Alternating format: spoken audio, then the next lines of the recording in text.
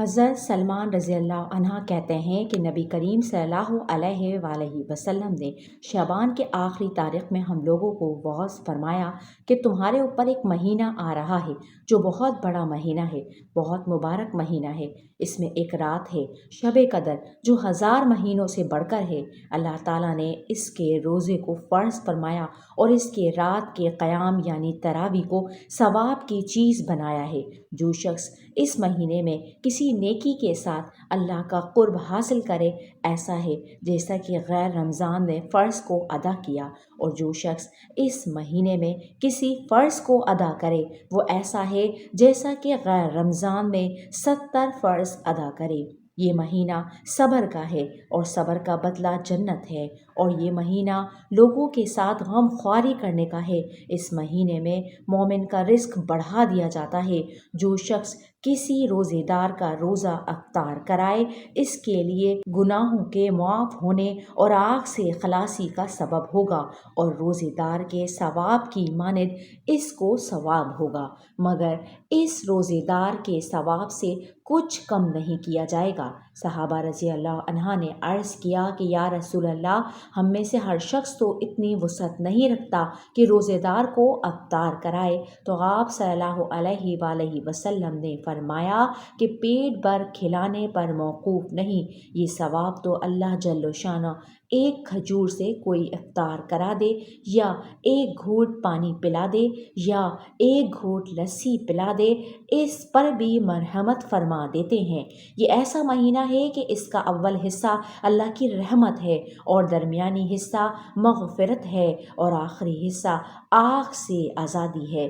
جو شخص اس مہینے میں ہلکا کر دے اپنے غلام و خادم کے بوجھ کو، حق تعالی شانہ اس کی مغفرت فرماتے ہیں اور آگ سے آزادی فرماتے ہیں۔ اور 4 چیزوں کی اس میں کثرت رکھا کرو، جن میں سے 2 چیزیں اللہ کی رضا کے واسطے، اور 2 چیزیں ایسی ہیں کہ جن سے تمہیں چارہ کار نہیں۔ پہلی 2 چیزیں جن سے تم اپنے رب کو راضی کرو وہ کلمہ طیبہ اور استغفار کی کثرت ہے، اور دوسری 2 چیزیں یہ ہیں کہ جنت کی طلب کرو اور آگ سے پناہ مانگو۔ جو شخص کسی روزے دار کو پانی پلائے، حق تعالیٰ قیامت کے دن میرے حوض سے اس کو ایسا پانی پلائیں گے جس کے بعد جنت میں داخل ہونے تک پیاس نہیں لگے گی۔ ابو ہریرہ رضی اللہ عنہ نے حضور اکرم صلی اللہ علیہ وآلہ وسلم سے نقل کیا کہ میری امت کو رمضان شریف کے بارے میں 5 چیزیں مخصوص طور پر دی گئی ہیں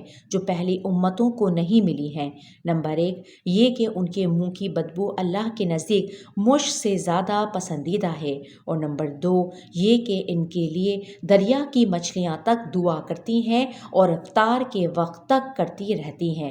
نمبر 3 جنت ہر روز ان کے لیے آراستہ کی جاتی ہے۔ پھر حق تعالی شانہ فرماتے ہیں کہ قریب ہے کہ میرے نیک بندے دنیا کی مشقتیں اپنے اوپر سے پھینک کر تیری طرف آئیں۔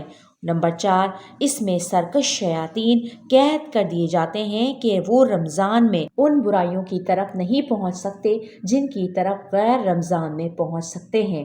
نمبر 5 رمضان کی آخری رات میں روزہ داروں کے لیے مغفرت کی جاتی ہے۔ صحابہ رضی اللہ عنہ نے عرض کیا کہ یہ شب مغفرت شب قدر ہے؟ فرمایا نہیں، بلکہ دستور یہ ہے کہ مزدور کو کام ختم ہونے کے وقت مزدوری دے دی جاتی ہے۔ ایک مرتبہ نبی کریم صلی اللہ علیہ وآلہ وسلم نے ارشاد فرمایا کہ ممبر کے قریب ہو جاؤ۔ ہم لوگ حاضر ہو گئے۔ جب حضور صلی اللہ علیہ وآلہ وسلم نے ممبر کے پہلے درجے پر قدم مبارک رکھا تو فرمایا آمین، جب دوسرے پر قدم رکھا تو پھر فرمایا آمین، جب تیسرے پر قدم رکھا تو پھر فرمایا آمین۔ جب آپ خطبے سے فارغ ہو کر نیچے اترے تو ہم نے عرض کیا کہ ہم نے آج آپ سے ممبر پر چڑھتے ہوئے ایسی بات سنی جو پہلے کبھی نہیں سنی تھی۔ آپ نے ارشاد فرمایا کہ اس وقت جبرائیل علیہ السلام میرے سامنے آئے تھے۔